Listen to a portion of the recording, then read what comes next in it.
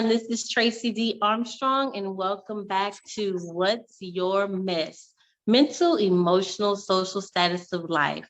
And again, we have another special guest joining us to tell us a little bit about their mess. And we have today Mrs. Sheena Johnson. Sheena, tell everybody a little bit about yourself. Hi, my name is Sheena Johnson, and I am an author and business owner and Christian counselor. And I own Saved by Grace Through Faith Logistics, which is a trucking company along with my husband. And I also have 24-Hour Entrepreneur, which is a hub for Bible-believing business owners to come together, gain accountability, help, resources, and community. And I'm also the author of The Christian Entrepreneur. Wow, you have several things going on. That is amazing. I'm like, this is going to be so exciting for me. Okay, y'all. Okay. So I know that you haven't always been the author, the CEO, the 24-hour entrepreneur. I know this. So can you tell the listeners a little bit about the mess that you may have gone through in your life? Absolutely. So in about 2007, well, I'd just bring it up a little bit, maybe about 2009, 10 era, I was going through a really, really rough patch in my life. I was a single mom, and newly single mom. I was separated from my then husband, and I was going through an ugly divorce, and I had 2 small children. And life was just I was just trying to figure out life. I was trying to be a hairstylist. So I had my cosmetology license out of high school, and I was trying to work in a salon here, salon there, and just working at Walmart part-time. And then, just working at a call center the other half. And I was just really trying to figure out life. And it was really, really hard for us. I've shared before that we kind of like eviction notices was kind of just the norm for us. It was just kind of like, oh, okay. Like I kind of knew the process, like I got some time here. I'm gonna figure this out, and just not really operating in purpose, not intentional, just kind of going with the flow of life. Whatever was happening was happening. And around 2010, 11, I received my life was really like spiraling kind of out of control. And I got an offer from my grandparents. They lived in Wisconsin, a place that I said I would never, ever, ever go to again. They said, hey, we're having problems with the family company, and, you kind of really could use some help right now. So you and the kids can move here and work for the family company and just kind of get yourself together. My grandmother, she offered to be there, to help support me with my boys. And they were 7 and 4 at the time. And I just kind of knew it was a God thing. I knew that at that point in time in my life, I couldn't pass any type of opportunities where it could help me. And so my family and friends, everybody had bets like, she's not going nowhere. And I was telling everybody, oh, I'm leaving. Oh, when the kids get out of school, like, I'm leaving. I'm getting out of here. And so I actually sold everything that I had. I even gave some stuff away for free. I just kind of let go of everything. And even in that, I was kind of getting kicked down. I lost my last paycheck from my job the day I was supposed to leave. I was getting gas at the gas station. I was mugged. Someone jumped in my car while I was driving gas and drove off. I mean, when I tell you I was just like consistently under attack. Like, I couldn't make some of the stuff up. So I knew that if forces were fighting this hard for me to just give up, I knew that if I just was able to get away, I knew I could kind of see a little bit of sunshine. And so that's what I did. I borrowed $150 from a friend because I lost my paycheck.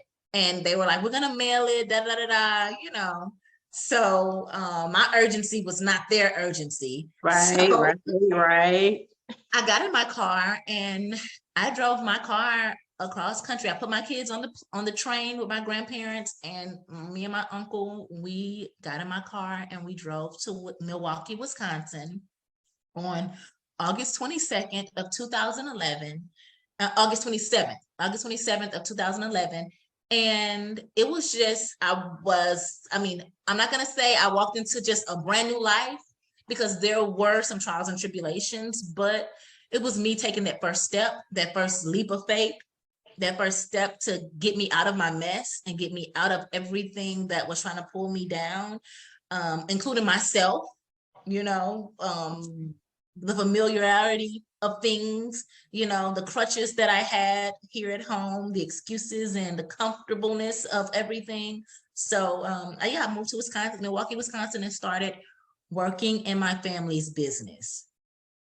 2 weeks in, I moved into our first apartment in Wisconsin, unfamiliar territory, but I was determined to make a better life for me and my children at that time.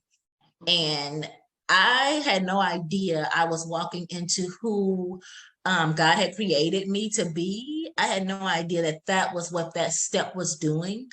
And I did. And, I got there, I started working in the family business.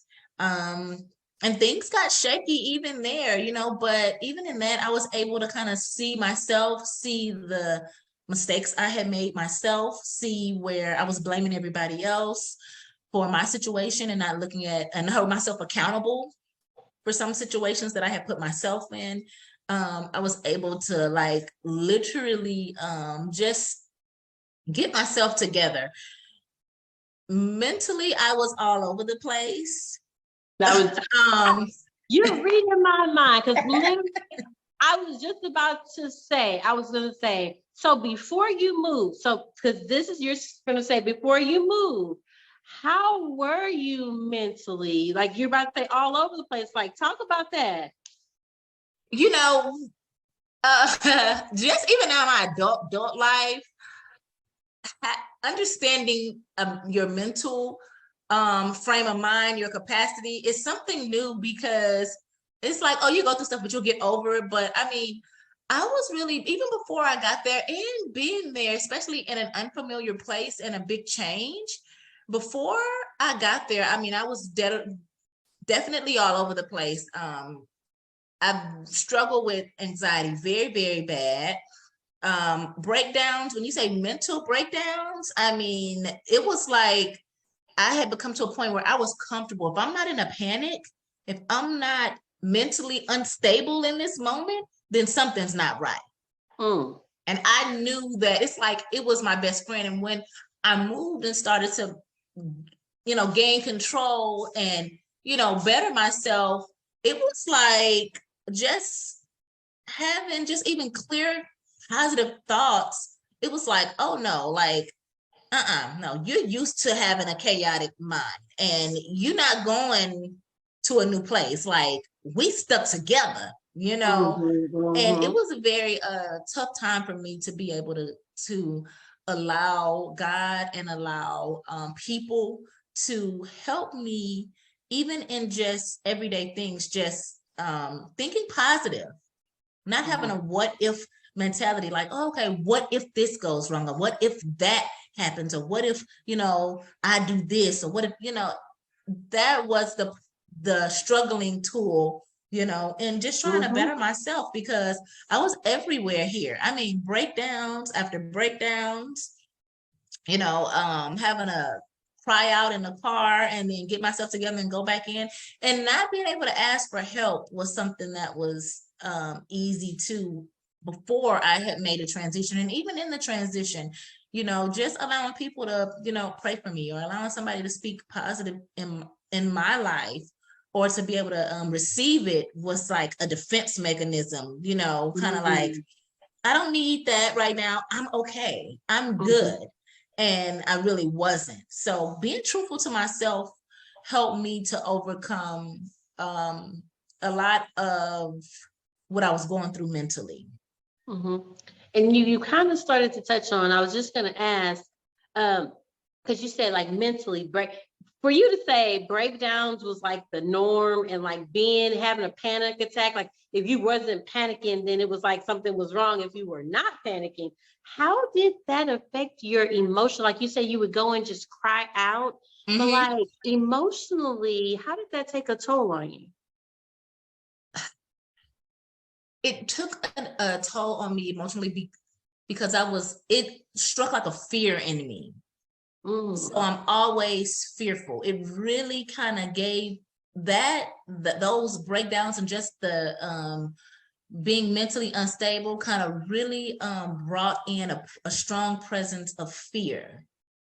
So I was afraid all the time, of every little thing, and then that started to strike like negative thoughts because I'm afraid. So I'm thinking like negative thoughts because I'm afraid of every little thing, anything somebody says.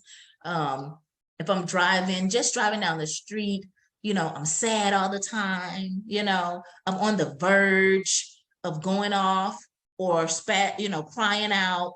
And so fear and torment really became that kind of stuck to me. That was kind of like the emotional roller coaster I was on because I didn't want to do anything.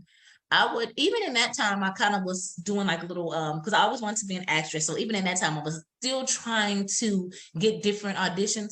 And I'd have friends and people would call me and say, hey, you know what? If you're close to Chicago, you should go audition for something. And I would drive all the way to Chicago and I just sit in the car.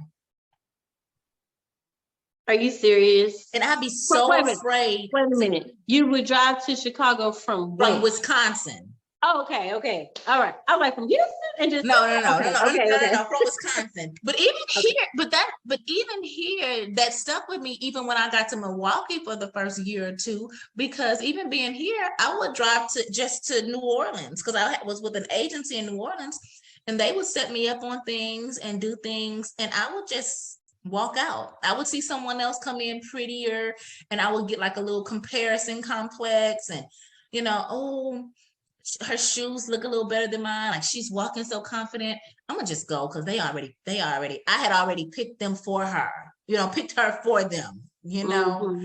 and so emotionally, man, sadness is like a dark cloud kind of hovered over me, and that Mm-hmm. just goes because I just really didn't know who I was, and I wouldn't allow anybody else to pour into me, even though I knew the things to do, and that just with my disappointment with myself, and which I wouldn't have never agreed to at that time, but just my disappointment with my life and just the circumstances and some of the consequences that were consequences of some of my actions, it kind of had me, girl,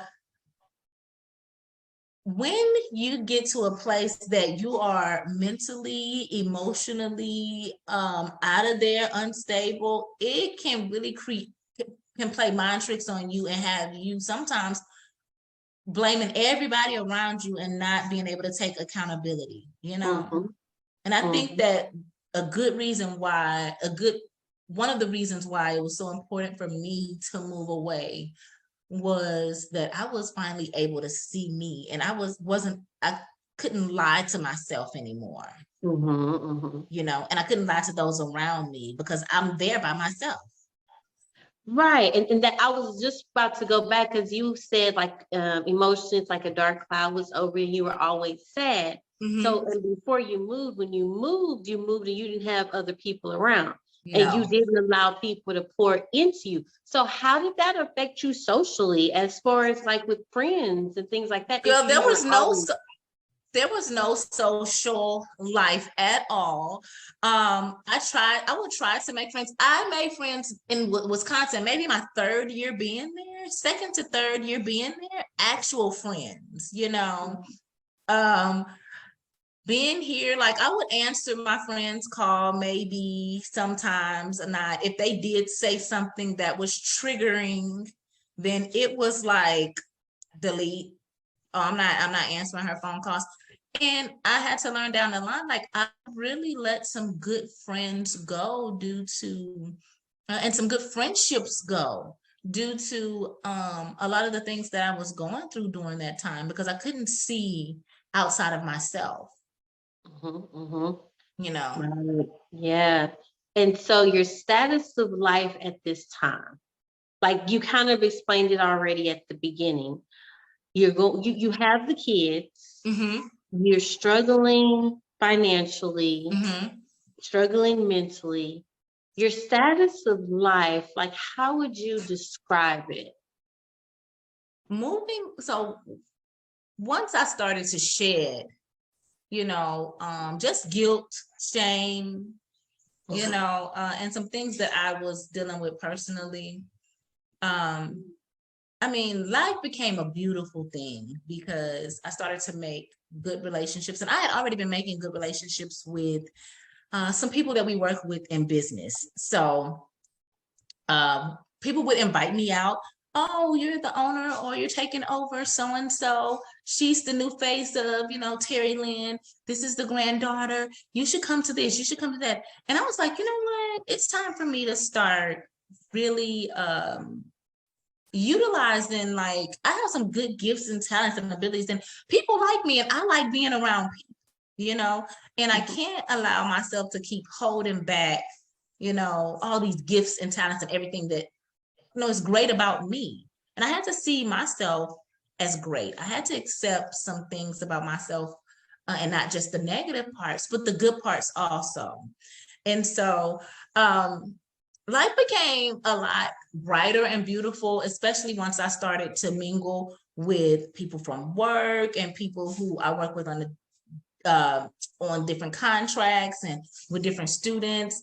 And it began to really change and cultivate who I am now, because I was able to like really embrace me, and like I said, the good and the bad, and be able to share like my experiences, because during that, we did go through some ups and downs in business.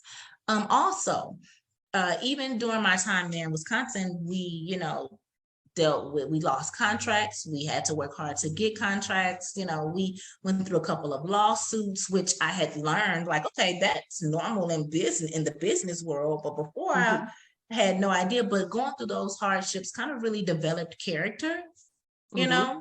and it developed just some good experience. And it helped me to see, okay, you know what? Even though I'm in this place, I'm learning me, I'm learning business, and I'm being able, okay, to take over my parents, my family business. It began to create a full life for me, a fullness of life that I hadn't experienced before, and that I don't think I would have experienced otherwise being here in Texas. And I love Texas, but just my situation during that time. Right. And let me ask this. Okay, because let's say if there's someone going through the same type of situation mentally, emotionally, and having mental breakdowns and emotionally not stable and going through mess. Yeah. How, like, you were able to move, you were able to get away from this particular environment in Texas. How did you clean up the mess? Like when I say clean up the mess, you moved, but then you still had to, once you got to Wisconsin, what did you do? How did you change the way you were thinking? So all I had was my grandparents. Okay. And grandparents sometimes not gonna say sometimes, majority of the times, they are very truthful. They're very honest. And my grandmother, she would let me know, you got a really ugly attitude. You're such a pretty girl, but you got an ugly attitude. And I'm like, me? Ugly attitude? So I don't have nobody else to talk to. So I'm sitting here, and she's very honest with me, and she's teaching me all of these life lessons and teaching me all of these things. But she was honest with me about who I was, and I didn't have nobody else to turn to, like, oh, okay, nobody to pacify me in this moment. And I had to kind of deal with me, um, it's easy for you to lie to yourself. We can make ourselves believe anything about ourselves. Yep. And it was me and my children, and children are brutally honest, and they'll let you know sometimes, and you know, me being able to get away from what was familiar, being able to allow my, devotion, go to church, then have family members that was, not pacifying me, because I was used to being around people who were not always honest to me about me. Mm-hmm. But it was not because they were bad people, but because, when you're friends, you're like, oh, okay, sometimes, learning the true meaning of friendship is not always getting along and pacifying your girlfriend. It's like being honest and truthful and telling them this and that. So I was able to build a network of people that was able to be truthful with me. And I had to tell my friends, like, I need you to start holding me accountable. That's good. I need you to be truthful with me now. Like, even if I get mad, even if we don't talk for a month or whatever, like, I need you to, because I'm trying to work with me and build me, and I need people around me to be honest with me and to be truthful with me about me. So, with that, of course, much prayer. And I just had to be honest with myself about my situation. And clearly I wasn't doing something right if I made it here. So, okay, let me be open to different opportunities. Let me be open to new. And if it doesn't work, it doesn't work. But let me change maybe what I'm listening to. Let me change maybe what I'm seeing. If I'm seeing negative and drama and this and this and that, let me start changing some things so that I can be good for me. And it was a difference. It was a big difference. And it was hard at times, but it was important to me because I wanted to be a better mother. I wanted to be a better friend. And I wanted to be a better individual for those around me, my family members, because I wasn't a good friend. I would lie to my friends. And I was just talking about this in my accountability group. Like, I would lie to my friends, like, girl, what? You ain't wrong, you right. This is because, and we're gonna be wrong. If you wrong, I'm wrong. We're gonna be wrong together, and it's like, no, no, for real. Like, you have to be honest, because that's what we're looking for. That's what people are looking for, and if you can't be that, if you can't be truthful and honest with your good girlfriends, your brothers, your sisters, then who can you really be honest with? Who can you be honest with? And so that was kind of some hard things that I had to do during that time in my life. And I did reach out to some friends that I did just cut off, and some, were receptive, and some was like, girl, get off my line, but that was something that I had to deal with, because of my mess. Right. So let me fast forward. Okay. So that would, well, not to, but I'm just thinking, like, what you're saying about your mess and things like that from then. So I just want to know, how did you go? And I'm sure listeners want to know, how did you go from where you were to where you are now with as many things that you have and that you do? How did you get there? So, after I worked with my family's business, the business was passed down to my grandmother, got ill, and it was passed down to me and my brother and my uncle. And we ran that business, and we changed some things, and it just struck something in me. Like, of course, I had already been, a self-employed, majority of my adult career, but just owning and taking over my family's business changed a lot of things for me, because I was now the face of everything, and people were looking at me like, oh, okay. It was kind of like a seat that I had to just kind of step into. And okay, because my brother was looking at me, my uncle was looking at me like, okay, so how are we going to do this now? And I just had to move forward. So we took over the family business.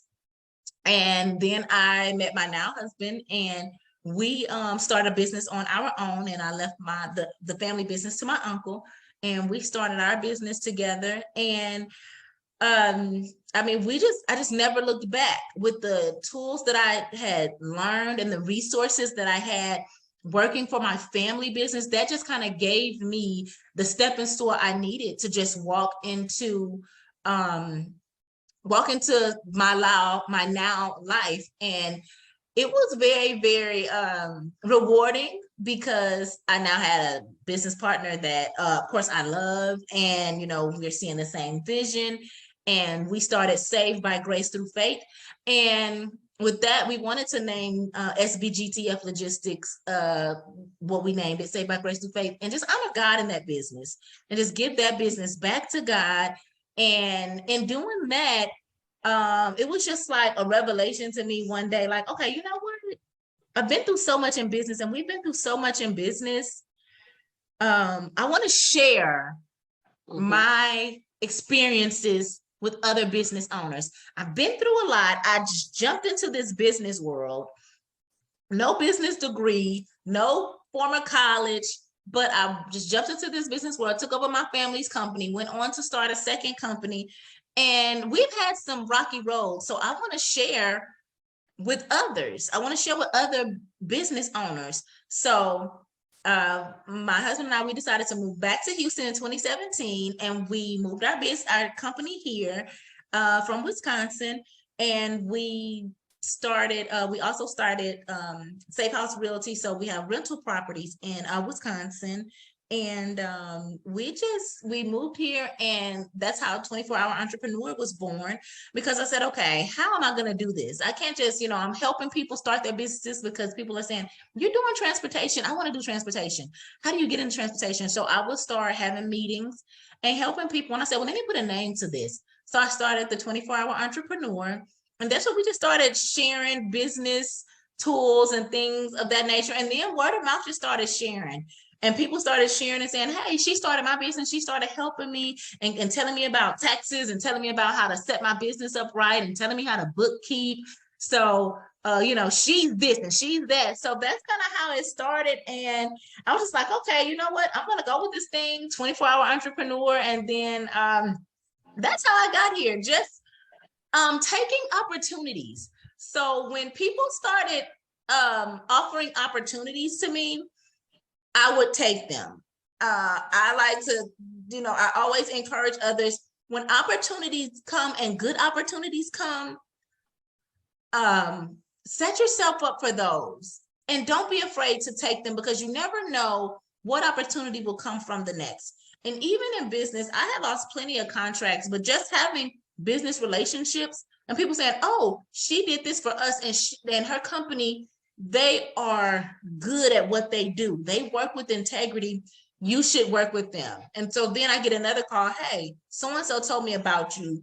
Are you ready? And sometimes I'm like, okay, I don't know if I'm prepared, but I see the opportunity in it, and I see how it can change others' lives, and I see how it can create jobs for others. So I'm going to take it, and we're going to work this thing out. I'm going to give it my team. We're going to take this opportunity. So that was one big thing that helped me to kind of move up the ladder and help me to be where I am today, is really, really taking risk and taking advantage of opportunities when they came, and not being afraid. That was something important to me. And that's what I tell my kids and anyone who's looking for any type of advice. Don't be afraid to take opportunity. I'm always telling my kids, don't save for a rainy day, save for an opportunity, because sometimes opportunity comes and it's a price tag to it. Are you willing to sacrifice a little money for this opportunity that's come, because it'll help you in the long run, even not even just, financially, but time wise, it's going to take a little time from you, set yourself up for, opportunities when they come. So that is something that was really helpful. And then in 2019, I wrote The Christian Entrepreneur. And that was me putting everything down on paper on how, I started to run my business. and how I started to the tools, the mental and emotional tools I used from the Bible to create a successful business. So that is like my sweetheart, my book. It talks about, prayer, accountability. It talks about, your mindset, and that was having to gain control and change my mindset was a big part of me growing mentally, of me growing emotionally, and gaining control of those mental attacks and that emotional, unstable state I was in was really actually changing my mind frame and my mindset on how I saw myself, how I saw life, how I saw opportunity, how I saw others. So yeah, that was it. I'm jumping in. Okay, everything that you just said, like I was gonna say, give some words of encouragement, but literally all of that, what you just said was so encouraging. I know you're saying that's what you did. And what I'm saying is exactly what you just said you did is what I'm hoping people will be encouraged to do, because that was it, like point by point. And so let me Absolutely. ask, if someone, because you said, is it in the book, some of the things that you did mentally and emotionally? So if someone wanted to contact you or get a hold of the book, how can they do that? So you can purchase my book on 24hourentrepreneur.com. That's 24HR entrepreneur.com.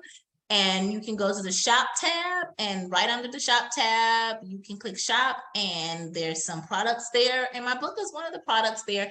And it's actually on sale through the month of March, from throughout the month of March, and it's on sale for $9.99. It's normally $15.99.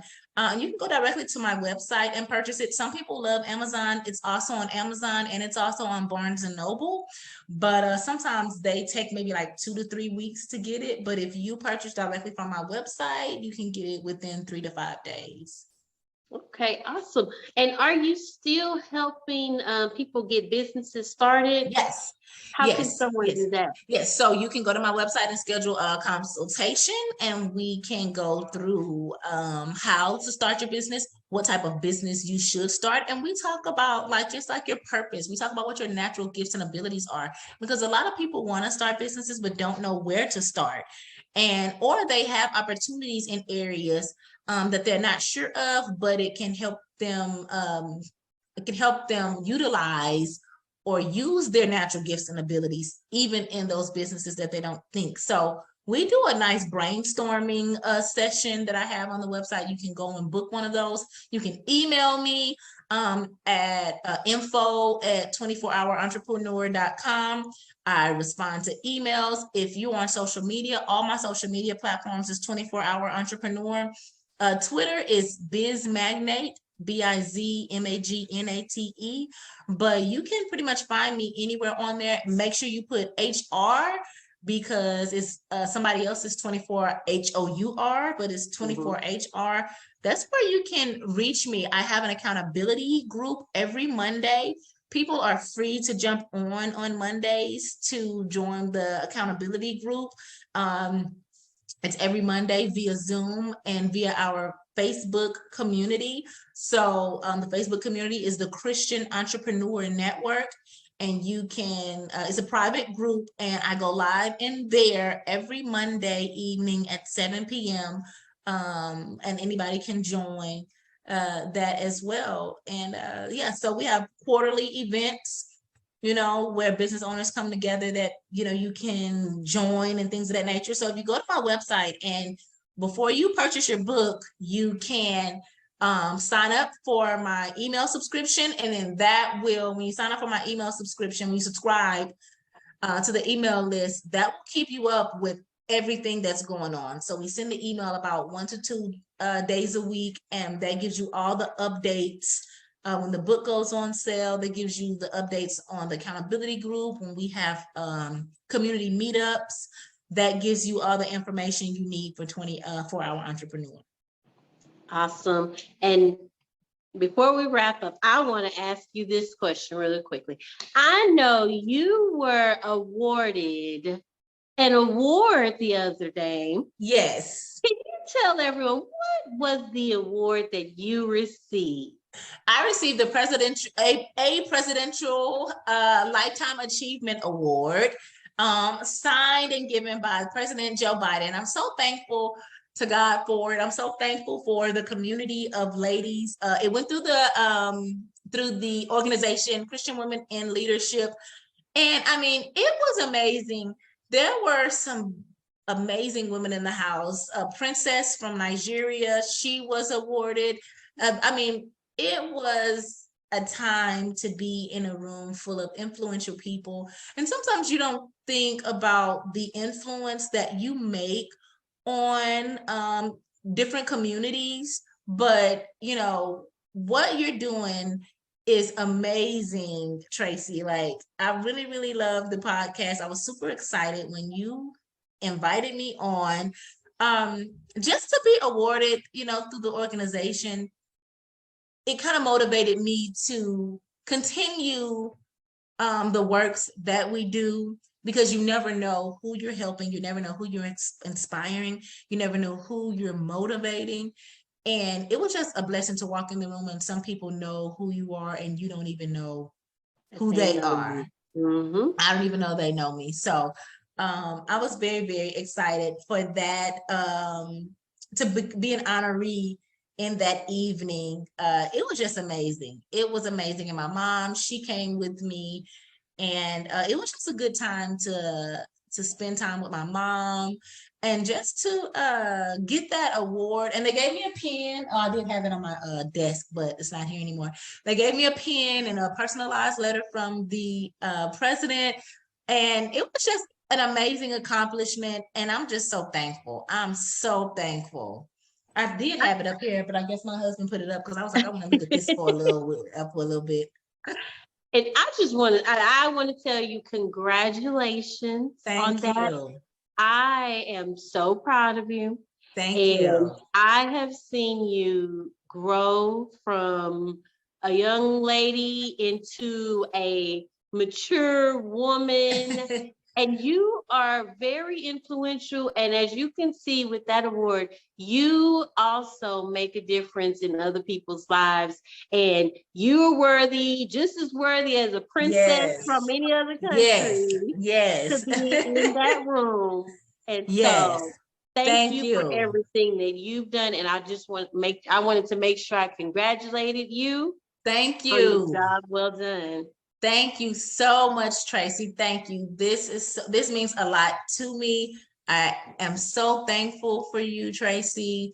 You gave me my first job way back, at JCPenney's. And I mean, thank you so much. Just even for the opportunity back then, I am so thankful, and thankful for being a part of this podcast. This is such a blessing. Thank you. No problem. And I'm going to ask you, do you have any last words you would like to leave the listeners with? Maybe some words of advice or encouragement? Yes. I said I did write down some words. Yes. So don't be afraid to be confident and be your authentic self. What is for you is for you. No one can take what's from you. Your tribe will find you. Blessings will find you. Things will find you. Just continue to be who you are, and embrace who God has created you to be. Those are awesome words. Embrace who God has created you to be. And so as we wrap up this episode of What's Your Mess, I want to leave you with this. Remember, if you want to be sad, live in the past. If you want to be anxious and worried, keep thinking about the future. But if you want to be happy, live in the present and be grateful for the things that you do have today. This is Tracy D. Armstrong with What's Your Mess. Have a good day, y'all. Thank you for watching What's Your Mess? Mental, Emotional, Social Status of Life with our special guest, Sheena Johnson. Don't forget to like, share, and subscribe at Tracy D. Armstrong.